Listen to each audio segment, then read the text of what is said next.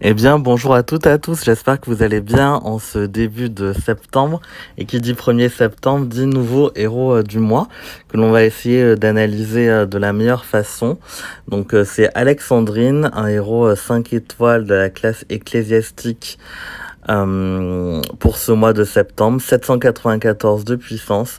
Comme les derniers héros du mois, on peut voir qu'il y a 2 compétences passives. Récupération de santé par effet négatif. Ce héros récupère 10% de santé lorsqu'il subit un effet négatif.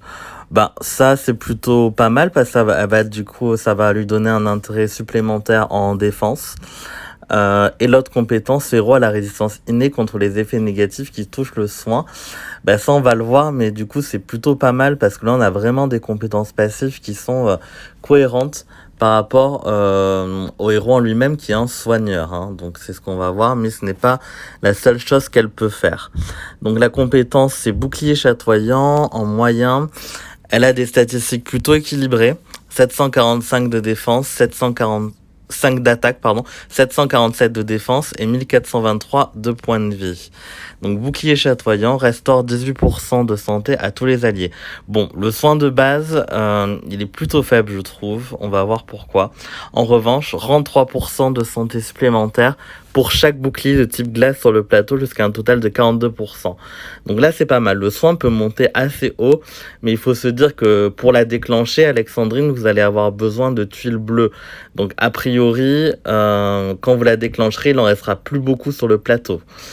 Elle a autre chose, hein, altère les chances de coups critiques ou la précision de tous les boucliers de type glace sur le plateau.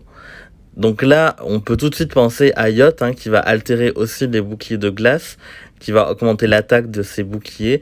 Elle, lorsqu'un héros attaquant lance la compétence spéciale, le bouclier est amélioré de 54% de chance de coup critique.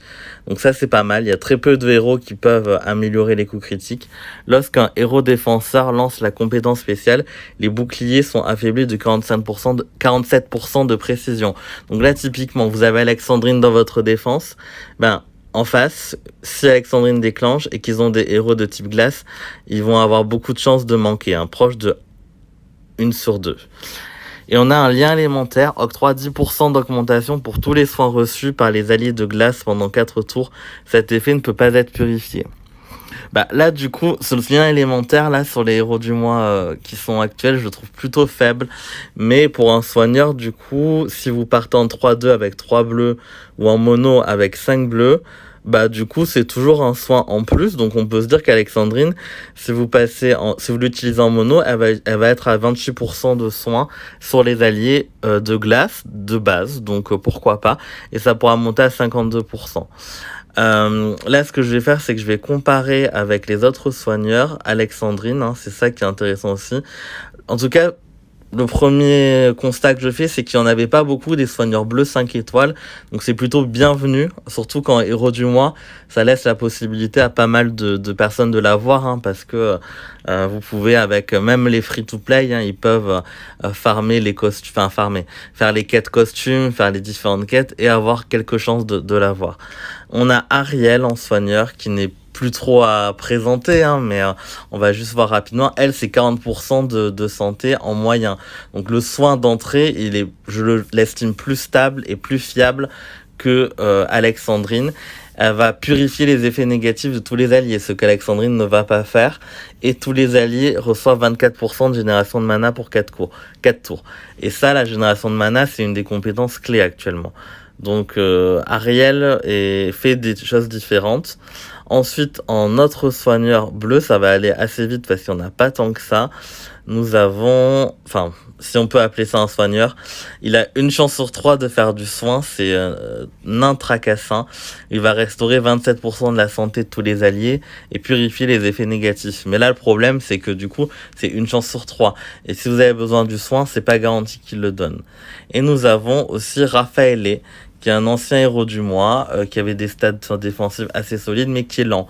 Redonne 50% de PV aux alliés à qui il reste moins de 50% de PV, et les alliés vont récupérer des PV au tour par tour. Il va aussi purifier les effets négatifs de tous les alliés, et là, le lien élémentaire est quand même plus fort, hein, parce qu'il donne 30% de défense contre les compétences spéciales pour 4 tours, et cet effet ne peut pas être dissipé. Donc la compétence spéciale est plus intéressante. Je vérifie rapidement, mais je crois que c'est tout. Nous avons ces 3 soigneurs.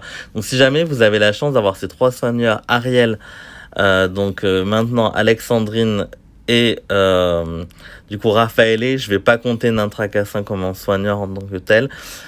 Quel est le conseil que je donnerais? Là, sur les 3, je vais prendre position. Pour moi, la meilleure des 3, ça reste Ariel. Parce que en fait c'est un soin qui est beaucoup plus fiable et c'est un soin elle peut être beaucoup plus utilisable en 3-2 et en 4-1 que Alexandrine, parce qu'Alexandrine elle va plutôt faire bénéficier les héros bleus avec le lien élémentaire, et Ariel va donner de la génération de mana et purifier les effets négatifs de tous les alliés. Donc je mettrai Ariel en 1. Alexandrine, je la mettrai en 2 devant Raphaël du coup, parce que elle est moyen. Donc avec une troupe 23, vous pouvez lui faire gagner une tuile, ou alors avec une troupe 17 si vous lui donnez le chemin avec la mana. Donc du coup, ça sera quand même plus utilisable en attaque. Sur Titan, c'est évidemment Alexandrine qui sera la meilleure, parce que elle va augmenter les boucliers de glace du plateau. Cependant, elle n'est pas cumulable avec Yacht, donc c'est ça qui va être un peu compliqué, c'est qu'on pourra pas prendre les deux, enfin on pourra les prendre, mais les effets ne vont pas se cumuler. Alexandrine, j'étais un peu perplexe au début sur le 18% de santé, mais avec tous les petits plus en compétences passives, lien élémentaire qui peut être utile en monoglace, elle est quand même pas mal en fait. Du coup, je suis moins perplexe qu'au début. Après, est-ce que c'est un héros hyper prioritaire en bleu? Oui, si vous n'avez aucun soigneur, je dirais oui. Si vous avez déjà une Ariel de montée et que vous avez déjà Giot, là je serais un peu plus mitigé. Du coup, pour moi, elle est quand même polyvalente en titan, en attaque, en défense, ça peut être utilisable je pense, mais ça va pas être la meilleure dans tous les domaines, dans tous les cas. C'est pour ça que moi je lui mettrais la note de B, si vous l'avez, félicitations, mais moi je préfère Ariel en tout cas. Après je n'ai pas Ariel, là j'utilise toujours Kirill, que je trouve très bien aussi, j'aurais pu aller faire un tour sur les soigneurs 4 étoiles, mais si j'ai Alexandrine, potentiellement oui, je pense que je pourrais la monter. Voilà, n'hésitez pas à me dire ce que vous pensez de mon analyse en commentaire, à vous abonner si c'est pas le cas, et je répondrai aux différentes questions. Je vous remercie, je vous souhaite une bonne fin de semaine à toutes et à tous. Merci.